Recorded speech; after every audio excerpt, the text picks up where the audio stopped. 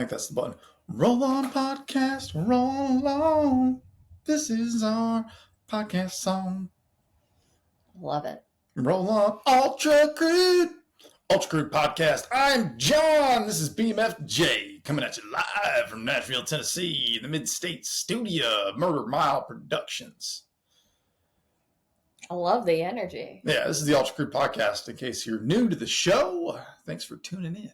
We're going to talk about ultra running life and just, sometimes nonsense, quite frankly. Yeah, there's some of that. I feel like it has been 6 months since we recorded a podcast episode. Oh, goodness gracious. I'm forgetting the standard protocol here. Yeah, that's the sound of a Fresca. That's delicious. It sounds That's delicious. all we need to get the podcast rolling. Yeah. It's Fresca. But it does feel like it has been like 6 right? months. Yes. It's been a long, it's been a very long week. It's been 7 days. God, it seems like so much more than that. Like, I don't know how we did. And listen, we do some things. We get into some adventures. We have things going on. But I don't know how we did all that we did. I don't know that we did a lot even. But here we are. Yeah. Yeah, here we are. I think we kicked off the week with somebody had a birthday. I did have a birthday. It's my birthday. Oh, Miss Jones had a little birthday. Back in the day, I used to have a birthday month. Then I went down to a birthday week because the month was 2 months. I can't handle. And now I think I just do a day. Yeah, it's just a day, baby. You just get a day. That's it. It's just a day, a birthday day. But we did have a day for your birthday. We did. Why don't you tell the people what we did? Well, I was gonna let you tell them what we did since it's your birthday. We had a Becca Adventure Day for your birthday. That's what we did. I love Becca Adventure Days. They're my absolute favorite. And for those that don't know what a Becca Adventure Day is, it consists of Becca just doing what she wants to do. Yeah, I think that explains it. When she wants to do it. How I want to do it. Yep. Usually somewhere off trail or something happens. They're structured habits or not. No, it's not structured. No. We're not going to develop a plan early. No. We didn't decide till that morning where I originally wanted to go. Back. We didn't decide a darn thing. Nah, it's true. We didn't decide shit. I decided. Like, I threw out some, flyer suggestions of some things, and they were immediately shot down. Yeah. Because my input is not important, vital, or useful, encouraged, or appreciated during a Becca Adventure Day. Correct. So I stated my lane. I appreciated that. Yeah.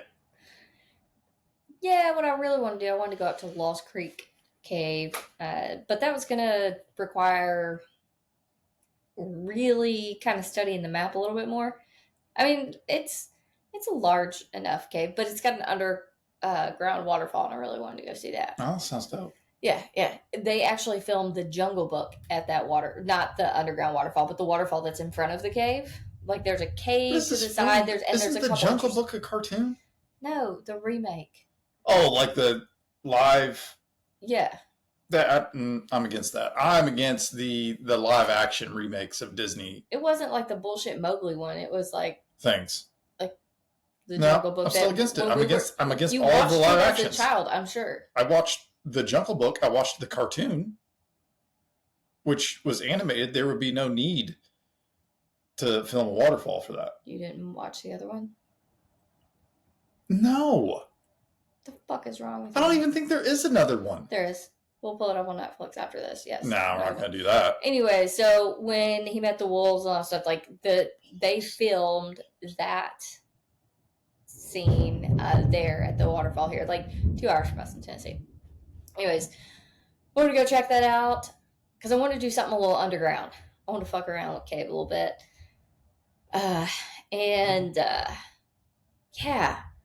I was like, that looks like that could turn bad because I don't feel like putting forth the effort to actually figure out what needs to happen. And they actually offer cave tours there. Which is also an important aspect of the Becca Jones Adventure Day. Yeah. Yeah, for sure. We're not going to put a lot of effort into figuring it out. No. Part of doing it was That's not it.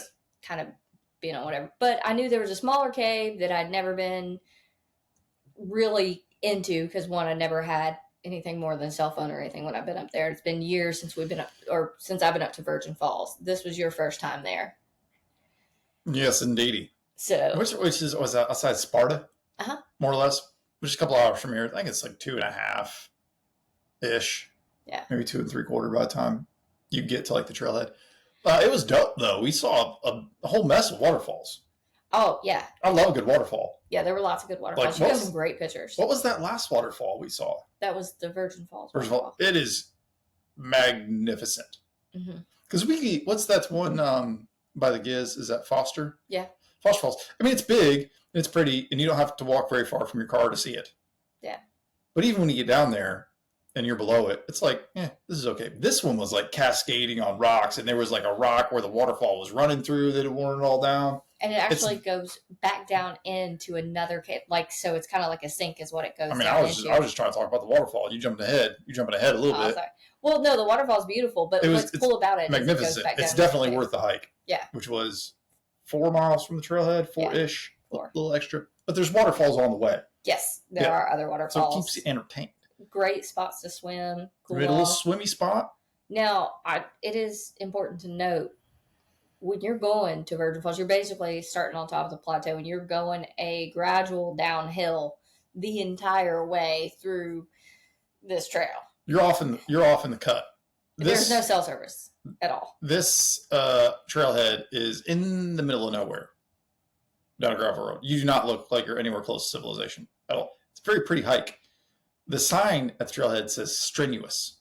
So if you're going, they think it's strenuous. I mean, it's not crazy. Coming back though, I think we were both kind of. It was hot. A little low on water. Listen, all of my preparedness and wilderness adventure didn't show up. Not for a Becca adventure. Not for a Becca adventure. I don't think it's allowed on a Becca adventure. Like, we brought 2 water bottles. Listen, we're fit people. Yeah, but I was bringing another water bottle, and you're like, no, I got you. Yeah, I got a water bottle for you. Well, listen, it's 4 miles there. We can do that. We're hydrated. We're in the car. We're going to drink water before we start going. We're going to hike the 4 miles. And then we'll have a bottle of water on the way back. What more do you need? More. We had some snacks. Had some trolleys. You had goo blocks that are probably 2 years old. They're so delicious. We made it, and we saw a cave. Were we in an actual cave? It's like Sheep Cave. That's what the sign said. Yeah. Is that the cave we were in? Yeah, like it's a short, like it doesn't go to a deep system or anything, but yeah. And we could have gone further back. I don't know that we could have gone further back. You really only can go back about like maybe a 15-minute walk or so. We were definitely 15 minutes back in that. Listen, I love caves. I think they're so cool. But I want to walk in a cave. You have to walk in this one. A bit. There was some cave crawling. We're at very different heights. This is true. And there were some times that you were ducking. I hit my head at least a half a dozen times on the cave roof, which is not my idea of a good time. Mash my head. I would keep going. Yeah, no. Listen, because you walk back there, and then the ceiling gets low, and then it gets lower. So I was doing a lot of ducking for a long time. It's very dark in the cave. It's very dark. It was super cool to turn off our lights and just kind of be in the darkness. It'll almost make you a bit woo, because you lose all sense of up and down. Oops, sorry. I mean, that didn't happen to me. Oh, well.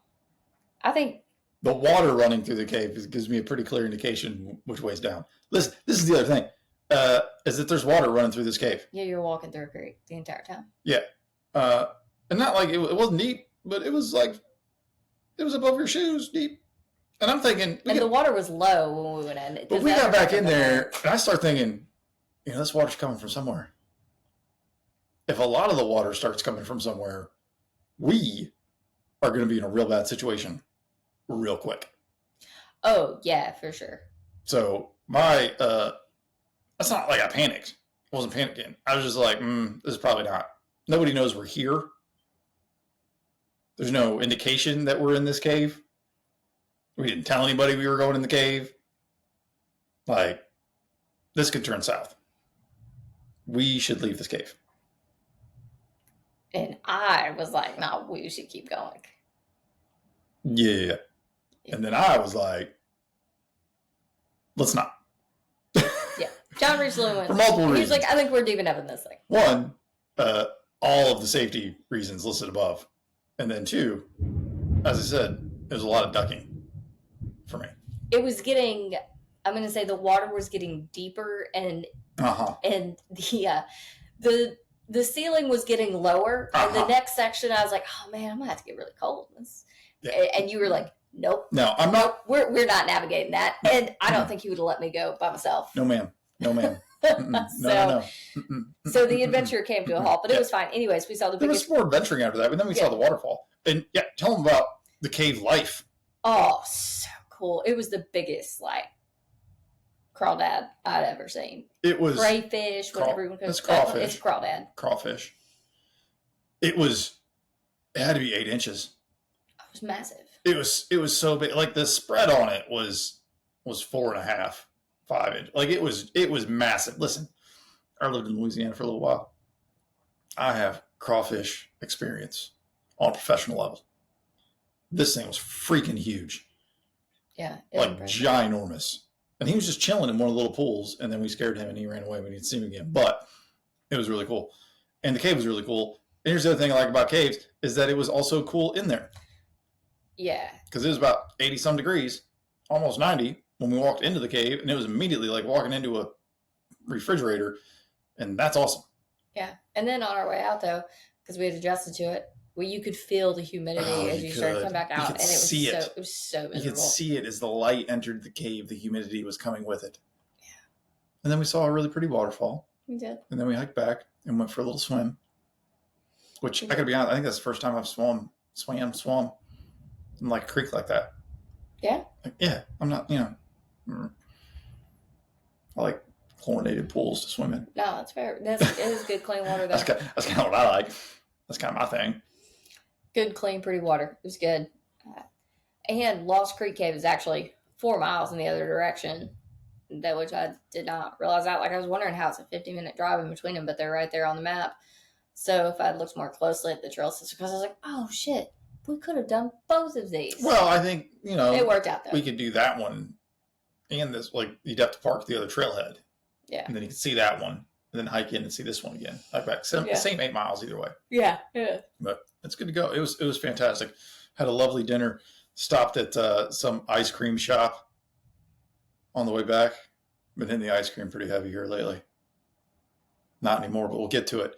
And I don't know what sort of lawless wasteland this ice cream shop was existing in. But it's like all common courtesy and just the general idea that other people exist in the world vanquished as soon as you walk through the doors. Oh, yeah. Like, it's ice cream, people. Like, calm down. Like, A, calm down. B, get out of the way. You're just standing here in front of the ice cream. I want to look at the flavors. Like, come on. Get out of the way. Yeah, they should have had it up on a board. That's on them. But they just moved to a new location. Yeah. Anyway, this is delightful. That was Tuesday. Yeah, that was Tuesday. Good grief. Yeah. Lots happened. Then Daddy had his surgery on Thursday. All went well. Oh, well, he finally came home today. Today. He wasn't going to, but they ended up letting him. So that was good. Which is nice to have him home. Yeah. I know Mom's happy. Mm-hmm. So I think I'll go stay out there tonight because I was staying at a friend's house and my sister. An extra adult in the house isn't going to be a bad thing. Yeah, it shouldn't be just them two, just in case. Oh, what else? Because it took all three of us to get him in the house. Yeah, moved a table this week. Fixed a toilet. Yeah. Well, the dryer broke. Yep. That was a whole thing. Things had to be moved. You did. You fixed a toilet that's been broke for apparently over 5 years. Mom said it was pre-COVID. Like, way too long. Just say, hey, can you do this? Like, I'll get it done. We've offered several times. I didn't know it had been broke for that long. Anyway, got that done. What else? I moved I went to Goodwill for our neighbor. This is great. So I did some mowing on Sunday morning, as I usually do the mowing, and I'm sitting here just being cool, watching the race, and I hear a knock on the door. And listen, we don't live in a knock on the door neighborhood. No, we don't. We don't. I mean, like, there's neighbors, and we're all yeah, like everybody's all right, but it's not we're like in a cul-de-sac. Like, we're not hanging out. Yeah, like we all know each other. We wave and go on. Yeah. So I'm like, what is this? And I think like the townhome, whatever, next to us, I thought it was because they're selling it. Mm-hmm. So I thought like this lady wanted something. Yeah. And I don't know, was it to make another mess out of the sidewalk or whatever? That's a whole thing. I was like, all right, I'm gonna walk to the door. No. It wasn't her. It was our neighbor across the street, who I can only assume is Eastern European. She's either Ukrainian or Russian. You can tell one of the two. Yeah. I'm not trying to paint people with brushes and make. No, but she's very difficult to understand. English is not a language she's great with. We found her phone in the front yard one time. And we heard her phone ringing in the yard. And so we picked it up. And then, I mean, it was in front of their house. So I put two and two together. I knew it wasn't the Weedmans. The Weedmans are their neighbors, who used to be our neighbors, who moved across the street. Yeah, they bought right across the street. Crazy. Anyway, they're lovely people. So it's her. She's knocking on the door, and she's listen.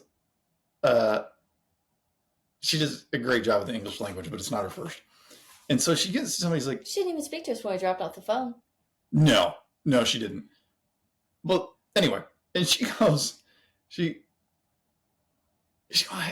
goes, I buy playhouse for grandson. I'm like, thanks for letting me know. Like, I don't appreciate it. I have small car. You have big car. And I'm like, yep. We take big car. I have small car. We take big car. Get playhouse. And listen. I put it together. She's showing me the receipts at Goodwill where she bought it. Which this is like a half a mile away. It's not a big deal at all. I'm just trying to put the pieces together in my brain. What she's asking me to do. She's asking me. This woman's never spoke to me ever. I don't know that she's waved to me at all. No. If I will go pick up this playhouse thing that she bought at Goodwill.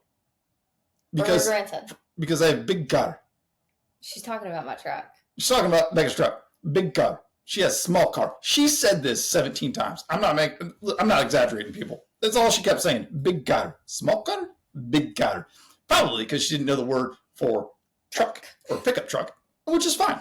I got there and I just went, yep, wait right here. And I came inside, I put my shoes on, and I go back outside. This is why I don't lounge around in like pajamas. That's the reason. You got to be ready. If you stay ready, you ain't got to get ready. There might be a situation that comes up. I was ready for it. I was not ready for this situation in particular, but anyway. So I walk outside, and she's disappeared. She went back across the street, and then she's coming over. She wants to ride with me in big car. And I don't blame her. Listen, this is a Chevy Silverado. It's got a Vortec engine. That thing's made with real tornadoes. V8, baby. It might have been her only chance to ride in a Chevy Silverado, and she was on it. And I was like, no. I'll follow you over there. And she's like, big car. I was like, I will follow you to Goodwill. And then there was a little bit more, and then she got the idea. And then I followed her over there. And, we're hanging out. It wasn't a speedy pickup system. And she tells me, I think you should have let her ride in the big car. There was stuff I didn't want to listen, baby. I cleaned out my truck. Your pickup is not suitable to be chauffeuring strangers in. It's got a very unique ride about it. And what I mean is, it doesn't have any shocks, and the brakes are poorish. Well, first off, medium good are the brakes. You just don't know how to brake, and it doesn't have AC. It needs to be recharged. Anyway, yes. Let's not get bogged down. We're standing there, and she goes, "This is a dream come true for my grandson. You see at Costco, $500. This is good price." Hey, it's her world, lady. Like I'm just here. I don't need to know the details at this point. I want to know how much it was at Goodwill. You said she showed you the receipt. The fact that you didn't look at it. I didn't look. It was just a tag. I didn't see a price on it or anything. Not a big deal. Like, listen, it was one of those like Rubbermaid outside. It's a plastic playhouse. Plastic playhouse. Yeah, that's what it was. And I'm pretty sure those things snap apart in about 5 minutes, come back together. You can put it in small car. But she wanted a big car. Not inconvenienced in the slightest. So we get loaded up and get. Anyway, we bring it back. She does try to pay me. I say no, thank you. Probably, maybe I should have been more polite with the no, thank you. I was just, typical, like, it's not a big deal. No, I'm not going to take your money. No, it's fine. You're not. Have a great day. But that's not something I saw coming my way yesterday. No, I was washing my hair and you came in to tell me what you were doing, and I just started laughing. I was like, "What?" Oh, yeah, I gotta go to Goodwill for the neighbor. She bought a playhouse for her grandson. Yeah. These are the sorts of situations that I find myself in.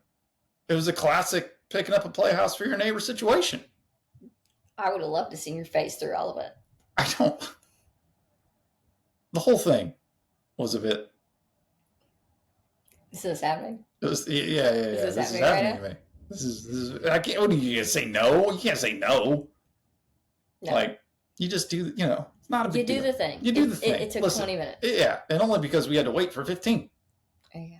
I'm just hanging out in the Goodwill pickup drop off situation. Yeah. Interesting week. A lot's happened. Yeah. It has been a lot. Yeah, it's been a lot. We got some listener questions this week. This is going to be a question and answer show. We got some good ones. Let me get another. Yeah, nothing really profound this week, I don't think.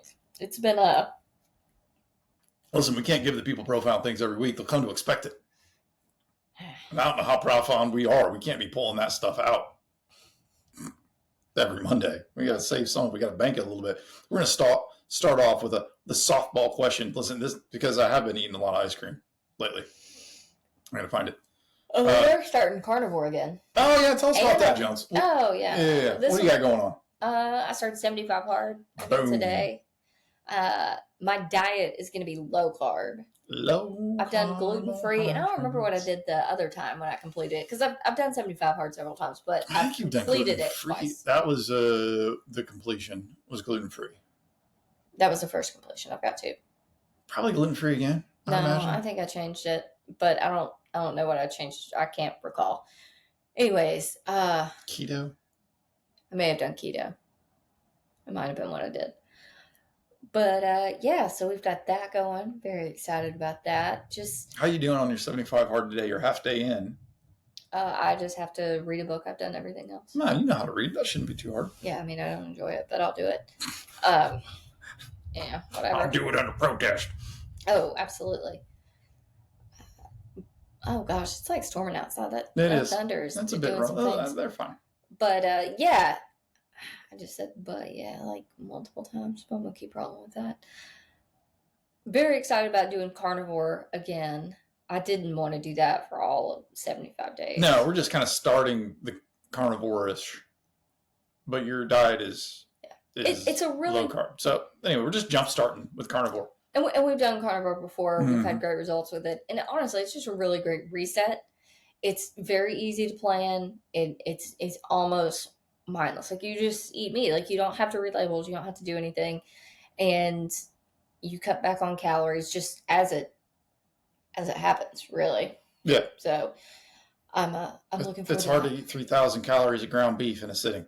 Yeah. Yeah. Ice cream, on the other hand, I can get that done. And that's the thing. We've kind of been getting a little loosey-goosey with shit lately. I get into the snacks. We've been snacking.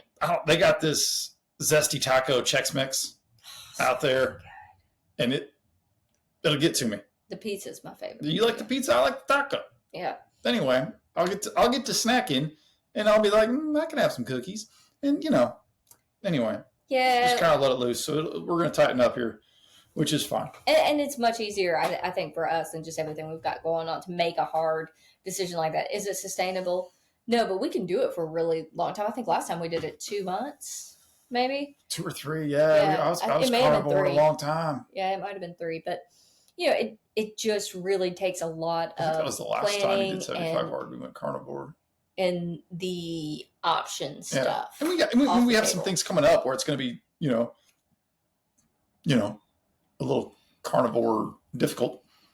But I think we, agreed on Friday night pizza. Yeah, we did. So we're just, this is a base. Listen, here's the thing. Everybody's got opinions on how you do stuff. Most of them don't matter. This is what I think. Like, everybody wants to tell you that the way you're doing it is wrong. Yeah. And get out of here. What the crap? Like, listen, not for nothing, unless I'm going to back that up too. If you need to take the shot to lose weight, go ahead and do that. Mm-hmm. If that's what your doctor, then you have come to, like, hey, you're in a situation, we're going to give you shots, make you lose weight. But outside of that, do whatever you need to do. Mm-hmm. That's healthy. Like, I'm not saying, like, don't eat at all.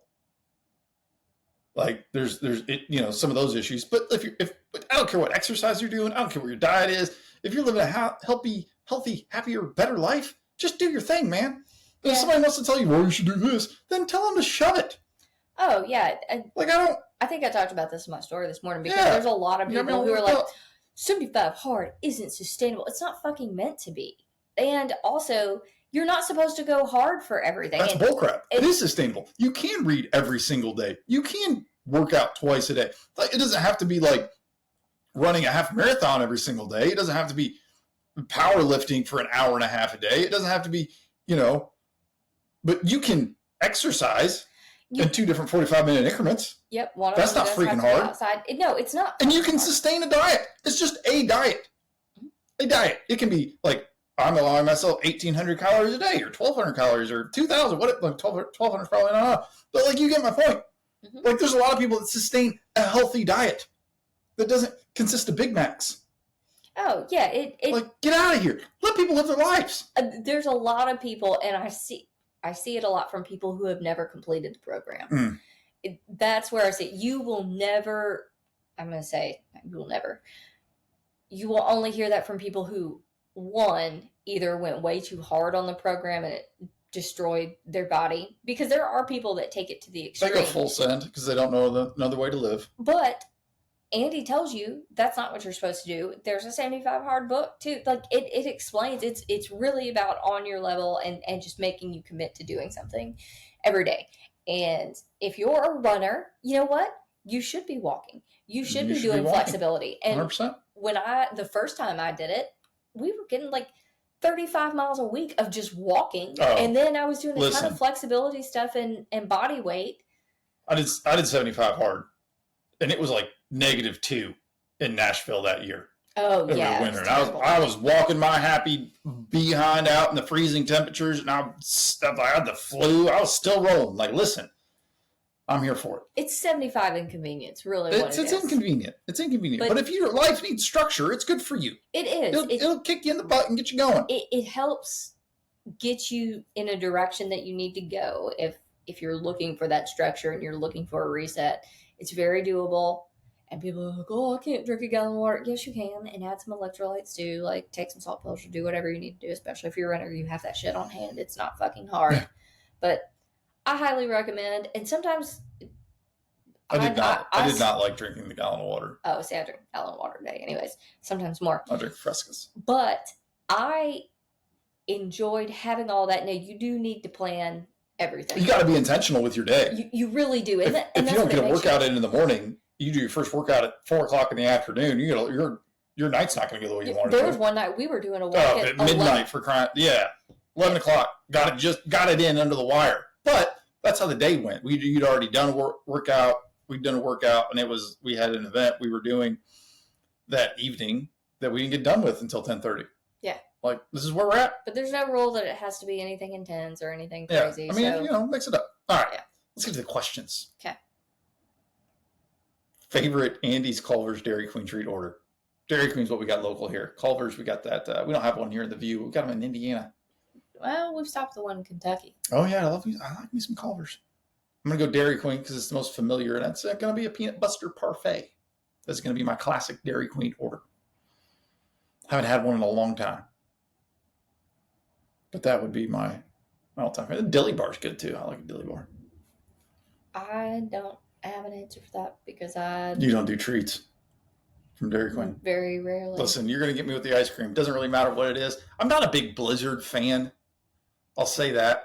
I don't like a lot of the chunky stuff that's in the Blizzard. Which may seem, it's like they put like candy and like Reese's and it's just frozen, and then you're just chomping on like a frozen Snickers bar. That's not, I don't enjoy that. But the peanut butter parfait, the hot fudge and the peanuts and the ice cream, it's all delicious. I love it so much. I love it so much. All right.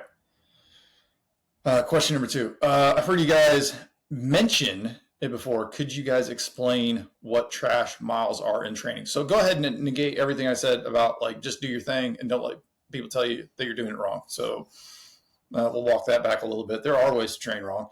We talk about junk miles all the time, or garbage miles, or vanity miles, or whatever you want to call them. Jones, you want to weigh in here? There's a lot of people out there that just run miles to run miles because, one, they either think that they have to run a certain amount of miles a week to be successful, or they get that dopamine hit from seeing those numbers. And most of those miles are done in what we refer to as the gray zone, which is way faster than zone 2, but it's not fast enough and hard enough to be considered like a VO2 max training, or there's no benefit. You're running, you're burning calories, but you're not actually building any sort of, you're not helping your aerobic engine, you're not building your run economy, you're just stacking fatigue on your body, and there's no real benefit. And you see a lot of people doing that. And listen, if your heart rate's in that, like, and I'm saying in general, everything fucking varies. There's always someone that's got some smart ass little fucking quip. In general, if it's like 145 to 155, once it's I think shit. that 150 range, I think for pretty much everybody, right, is that junk zone. Listen, this is the difference. When you ask about garbage miles and junk miles, we train ultra runners and we train to run ultras. That is what we do. So we're not running for just fitness or funsies or whatever. We're not CrossFit people that need to get cardio in. If that's where you're at, and this is the zone you run at for an hour or 45 minutes or whatever, it's probably fine. But if you're training to run an ultra, we do that with 3 very specific types of runs. We do low heart rate training, which is zone 2. We do speed work, and we do strength running. Hill running, yeah. I mean, that's kind of it. And some of those look the same, some look a little bit different, but those are our 3 areas. And so when we're developing a training plan, and we're in our own training plan, like, this is what we're doing. We're not running at 150 because we just need to get 5 extra miles in that day. That's not the type of training that we do or encourage or advise. So everybody tells you you're doing it wrong. That's our take. So that's what we mean by junk miles. Junk miles don't have a purpose. No. To your program. Junk miles are just, well, I need to get 5 extra miles in this week. I don't have the time to do it right, so I'm going to run a little faster to squeeze it in. Those are junk miles. You'd be better off not doing them and taking the extra rest. Yep. Or doing half of them the right way. Yeah. Oh, absolutely. And that's something you see quite often. And people say, well, it felt easy. Because you'll say it should feel easy. But you see that all the time. You'll put in there like easy run, RPE, and then you go back and look at someone's heart rate, and it's 150. So, and I see it on people's fucking Strava all the time. And it's a lot of it are these motherfuckers running a fast pace. They're like, oh, this was easy. This, first off, 650 or 705, it ain't fucking easy. Well, no one's impressed. No, it's this like fucking stroke job of like, look at how fit I am. I did this. I know you know that this time is really fast, but it felt easy. You know what? When they say it's a recovery run. Oh, yeah, fucking recovery run. I'm like, no, it's fucking not. No, it's fucking, God, it's something that drives me so, Thanks, Brian Baker. Yeah, it is. No, it's people's Strava. No, it's people's Strava that just really pisses me off. You're in any position to comment on Strava's. I am. No, I am. But yes, that heart rate zone. Strava titles, maybe. And then people go, God, I'm going on a tangent here. But I love it. I might have to get another Fresca. And they're like, yeah, but it felt easy. It doesn't feel easy doing that for 50 or 60 fucking miles. And that's the point. Motherfucker, you're training to run 100 miles. You're not going to run that 100 miles at a heart rate of 150. You're fucking not. Now, you might run 40 of it 150, and then you're going to walk 60 of it at 110. Yes. And that's 5. And that's for the average runner. And here's the other thing. Shut the fuck up when it comes to elites. You're not elite. I'm not elite. We're not training like elites. We're average fucking runners who can have a real good day. Some of us are just getting by, and some of us are really strong runners. And again, all of that looks different. But for the 80% of runners, that's a shit zone for you. That's a shit heart rate. And it is not going to get you where you want to go. And I don't give a fuck what Courtney DeWalter says or fucking anybody else that you look up to that you think is a golden god. You know what? If you should be listening to them, you would be performing like them. But you're not. So a 5-hour 50K is great. 6 hours, 7, 8, 9, whatever. They're not running that. Don't listen to them. Yeah. Anyway, sorry. Now, a lot of passion there. Here's the thing. When people say it feels easy, I tend to believe them because they've trained their body to run at that rate. Like, if that feels normal to you, like this is what you've done all of your running at. You've conditioned your body to operate at this tempo and pace for 45 minutes to an hour and a half. Of course it's easy. Like, yeah, that's what you've trained your engine to do. But if that's all you want it to do, then that's fine. If you want to do something else, we're going to have to adjust, and it's probably not going to be very, very much fun. We bump into this all the time of people that run up tempo fast. Well, now I want to run an ultra. Okay, cool. You're going to have to slow down. I don't want to do that. All right. Well, we're going to condition your engine to do something else. You've developed a sprint car, like short speed or high speed, short amount of time. We want to build an endurance car that will run the 24 hours at Daytona. You don't need to run that fast for 24 hours. You need to run for 24 hours. You're going to get a better result. Well, so this is what we're talking about. When you're running at that speed and that pace anyways, you're developing your fast twitch muscles, and those are what you're strengthening. When what you need to be strengthening is your slow twitch muscles. And a lot of people train way too fast, and those muscles don't ever get the reps that they need.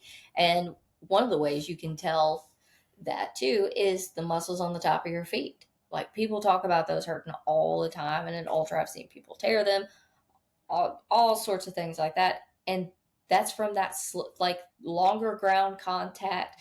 Your foot's moving at a different cadence, however you want to say it. Turnover. It's a completely different motion than when you are running fast. Yes, that's what really gets people up. And this is the other reason. Little insider tip. This is why we program walking and think walking is so valuable, because walking and running are entirely different gaits. And when you start walking in an ultra, like, you walk 20 miles, it's going to hurt. Mm-hmm. It doesn't matter. Like, it doesn't matter how spread out those miles are. Like, things are going to start to hurt that have never hurt before because you've not walked any in training, because you did up-tempo stuff the whole time. Yep. Or mid-tempo. That is why we do. And a lot of people blame it on their shoelaces. And they're like, stop tying your shoelaces so tight. Well, that is is part properly of it. Fitted for a pair of running shoes. Go visit your local running store, and I'll help you out. Yeah. So there's two parts to that. Your shoes are probably tied way too tight, and secondly, it's a completely different gait and a completely different motion. And so now, that muscle actually is the issue. It's not your shoe. You have to actually train for what you're going to do. Yeah. Not just to feel good about yourself. And I'll say this, listen, it doesn't have to feel good all the time. You know, and if there is a profound takeaway from the show, it's this.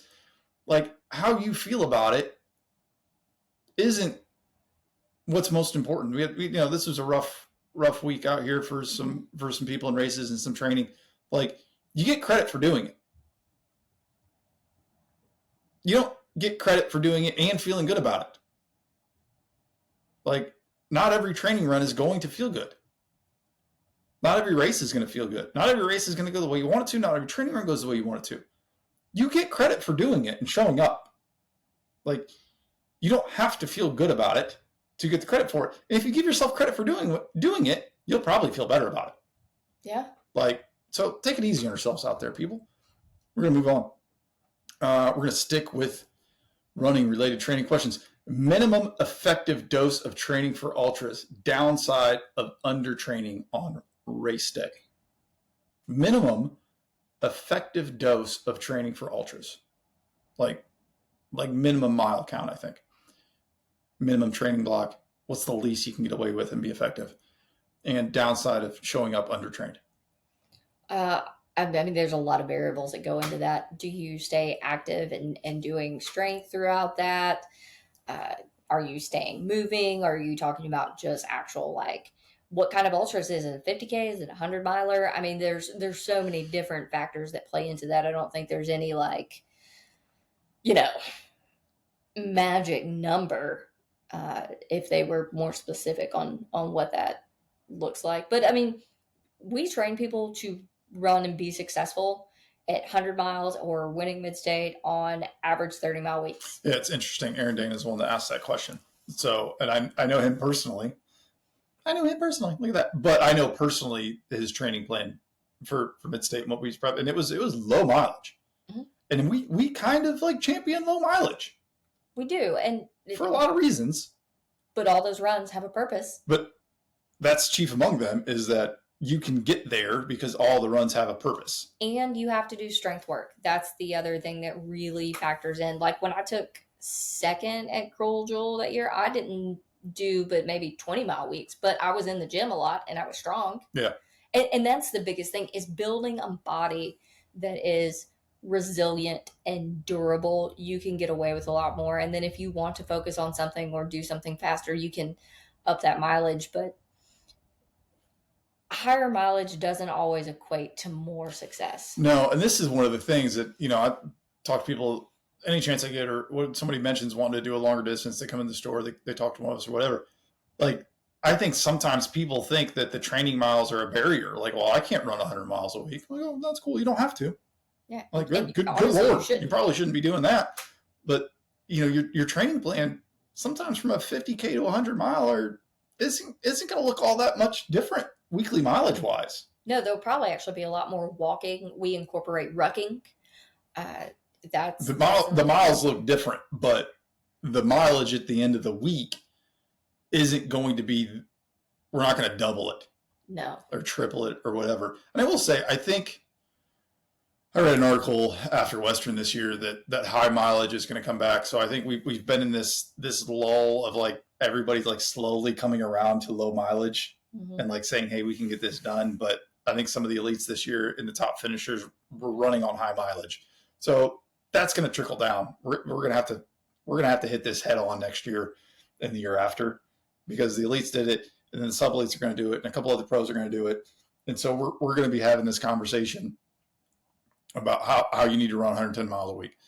Listen, I don't think the mileage you're running is nearly as important as the time it takes to run it. Yeah.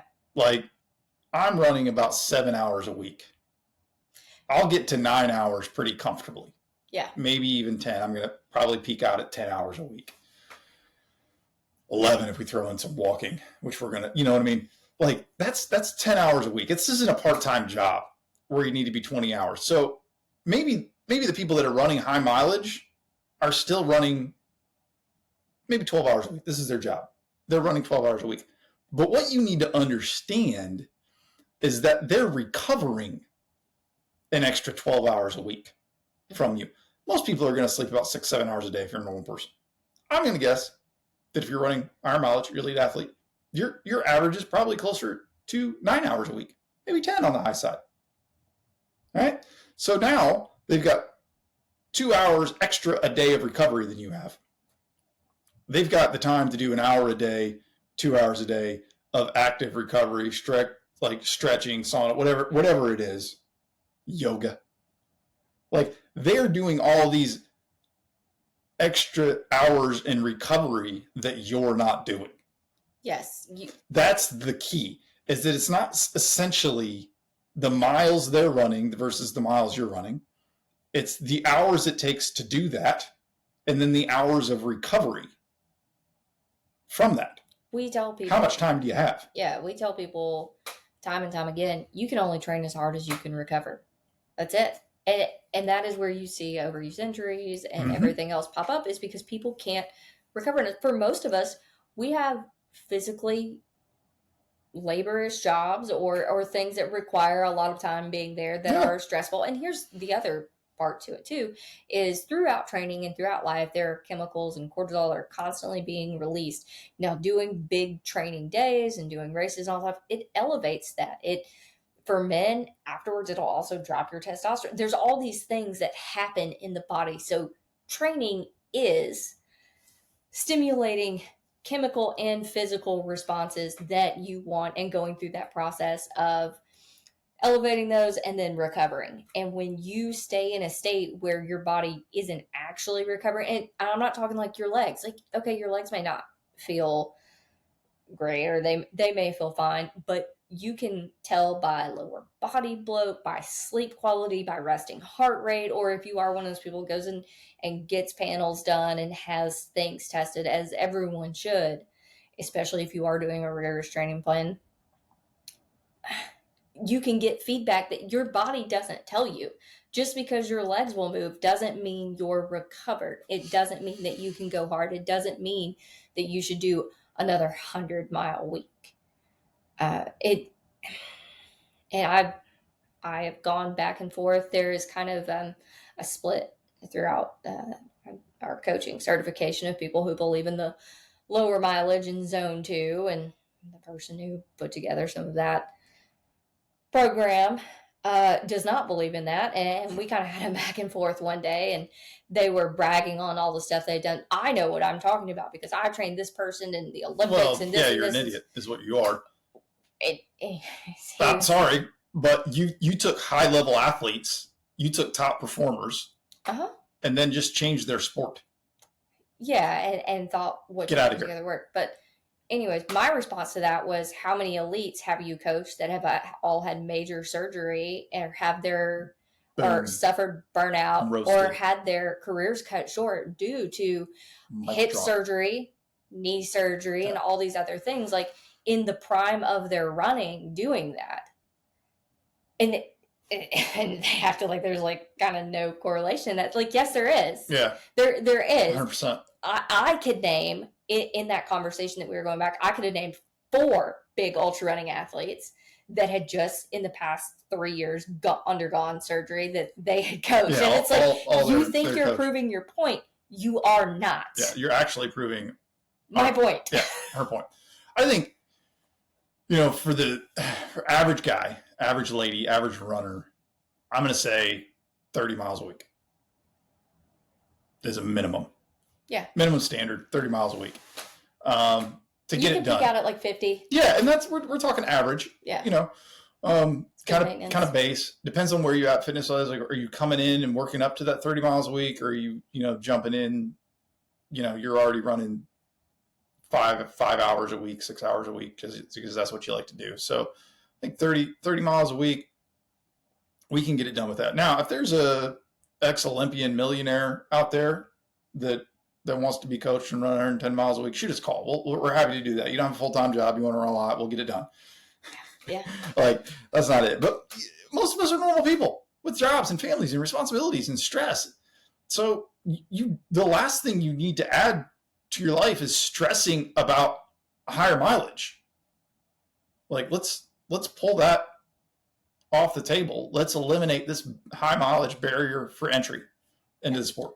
Yeah, I mean, I would rather have you take that 3 hours a week, or that extra 3 hours that you're going to dedicate to running that extra 15 miles or whatever, and go to the gym. Yeah. Go to the gym, or do body weight exercises, or pick up some weights, do something that is strengthening your body and going through running drills, changing that approach to making a strong body, not necessarily more time on feet. And if you're walking and you're hiking and you're doing things like that, you are going to get that time on feet as well. 100%. Again, it's a number at the end of the day, but the numbers have meaning, and it matters how much you can recover. Yeah. 100%. We got another question here. How many runners do the Mid-State Mile without a crew? I'd say there's probably 20 or so, maybe. Yeah, it's not a without any crew at all is a small number.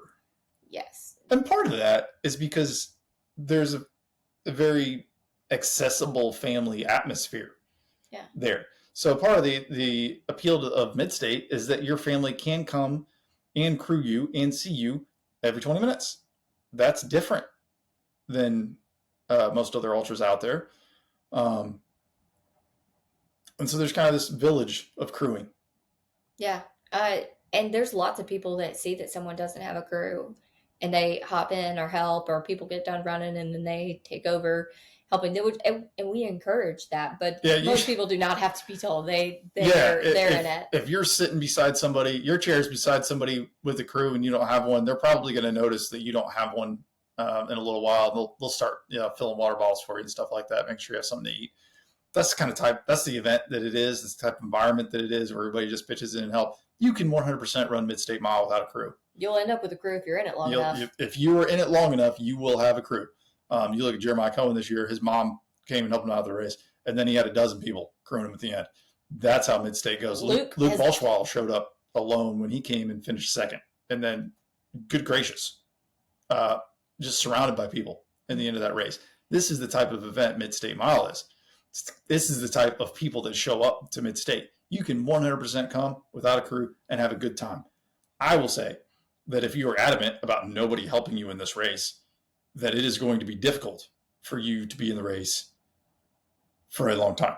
Yes. And I'm not saying you can't come and have a good run, make intermission. You can make intermission if you're strong. Yeah, 100%. If you get into the night of Mid-State without a crew, you're going to have one. Like somebody's going to notice that you need a little extra, and they're going to probably start helping you out. That's just how it goes. And especially if you make it to the sun comes up. Because at nighttime, there's a lot of people go home, go to bed, but a lot of people come back during the day. So if you can make it to sunrise, you are likely going to be picking up people. Listen, Becca's going to make sure that you've got mashed potatoes and pickle juice, because that's who she is. So now there's 70 people that are going to show up next year without a crew, and you're going to have to help every one of them. Yeah, I think it's really fun to come without a crew and do your own thing. We have people that come and do it every year.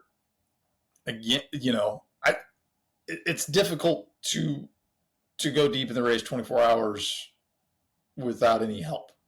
Yeah. Because eventually you stop you stop being able to understand what you need, and you need somebody there to do that for you. Eventually, that time gets a little narrow, and it's hard to take care of yourself. If you only have a minute to take care of yourself, that's not a lot of time to do it. So you're going to need somebody else picking up the slack. Yeah. There's a bomb aid station, though. I'll tell you that. You can come without anything but a chair. There's a bomb aid station. And do just fine. And I'm going to tell you, shout out to Brandon Michael Clark, because that dude always finds somebody that needs help. Like, that dude always ends up crewing people, helping. He's the dude. It's just, that is what's so cool about it. There was a lady that was standing there when she realized Kara didn't have a crew, because I started helping her, and then Aaliyah was like, oh, she didn't have a crew, shit, I'm gonna go. I was helping somebody this year. And then a lady was like, oh my god, does she not have a crew? She was like, I can help her, I totally got it. So I do think next year I will put up one of the tents and say, if you are a crewless runner, you can be here. Yeah. And that actually will put eyes on people, because in the past I've had them go to the back row, but now that we have the pavilion, I would like to put them in their own place, and that way segregate them. No, but these are the crewless people. So they can have more room. They don't have to go through it, because that's I do feel bad having to put them at the back, but they have more stuff. But then they have to go through everything. They got to go through everything. It's a whole deal. So there's space for everybody at Mid-State. There is, but putting them in their own tent where they can have more stuff spread out, and people can actually see who it is that will need help and help. Should we start doing the crew to run crewed like option at registration or something? No, I'll just tell them to go over. And I think Laz did the same thing at Biggs. There was a tent for crewless runners specifically. Yeah. I don't know if he still does that, but when I was there last time, he did have that. So Well, and I think too these other last man standing races, these big races, those crew fields are spread out. Yeah. Like you can be 100 yards from the corral. Yeah. With your crew set up, you can be a clip. Like you're going to need to start moving to the start line at that second whistle because it's going to take you a minute to get over there. Ours is right there. You are steps away from being in the corral. Yeah. For all of our runners. We keep it when that's the event that we wanted. So we've got crew out there in the yard, and then we got everybody's chairs over here under the arena, and they're going back and forth. Crew people are working. Yeah. So I always feel so bad for those crewless runners, and I know some of them are just it's their choice. Yeah, it's their deal. They're a good time. They take care of themselves. There was one guy this year. I kept asking if he needed anything. Like I figured out, like he was towards the front and he was crewless, and he never accepted any help. But I was happy to a lone wolf do whatever. Yeah, yeah. I mean, you do a wolf impression. This is my favorite thing. Becca is so good at animal impressions the first time she does them. Yeah. And then she can't replicate it ever. I can't remember that really good chicken. Oh, you did such a good chicken. I crowed. Yeah, that was awesome. Yeah, that was good. I couldn't get it. No, you never did it again. All right, that's it. We got one more comment here from Tyler Parker. Doing Tennessee Mile this year. Looking forward to pushing limits and hanging with y'all. Listen, Tyler, we're looking forward to hanging with you. Yeah, excited. That's awesome. Come out and see us. Tennessee Mile definitely has a different energy than Mid-State. Mid-State's kind of like the show. Tennessee Mile is like, welcome to the fucking Thunderdome. It is, there's no whistle. You're accountable for what you're going to do and creating. It's like the extended cut. They do like they do the blooper reels at the end of movies. Mm-hmm. The extended, like the behind the scenes, 2 hours extra on Blu-ray. Yeah. That's what Tennessee Mile is. Yeah. And don't get me wrong, I love Mid-State, but I really love Tennessee Mile because I actually get to go out there with people and do loops and hang out. Yeah, we actually get to partake and hang out and really get to. And a race starts every 2 hours. Yeah. Which I don't know why we do that. It seemed like a good idea at the time, and it's too late to change it now. Yeah. Oh, I guess we could. I mean, I know the race director. No, it's too many people starting at once. I don't like it. You got to stagger them out. All right. Man. We got another busy week coming up, I think. But it feels like forever this week has been. It does. I can't believe my birthday was 6 days ago. Sure was. Happy birthday, baby. Did you have a good birthday? I did. You made sure it was wonderful. Nah, you were so good. I just love you. I want you to have a good day. Becca and Jon's Adventure Day. It was a great adventure day. It's still. I feel like I've just been in a boxing ring all week. Yeah, you've been going through it here. It's been stressful, but it's good. You've been wonderful. I appreciate it. Do what I can. Do what I can. Mowed the field today. It looks good. It looks real good. Yeah, that grass is relentless. It really is. Had a lot of rain. I spend about as much time mowing a week as I do running. I'm adding those hours up. It's a lot of mowing. Yeah. Yep. It's about 7-8 hours a week. Yeah. Anyway, we're going to come back next week with another episode of Ultra Crew Podcast. We appreciate you listening to this one. Yeah. I wish we had something a little more for him, but nah, they're good. If you would like a little more, please send us a message. Yeah, send some questions. If there's something you'd like us to talk about. Yeah, we just didn't really have like a theme this week. The question, the theme is questions. Listen, the theme is we're sitting down, we're talking about ultra running in life and a little bit of nonsense, and I think we nailed it. Yeah, I like a good question show. Yeah. Anyway, hey, questions, comments, whatever you guys need, send them our way. We'll read them and get to them. You guys know how podcasts work, so we appreciate you guys. We'll see you next time. Bye.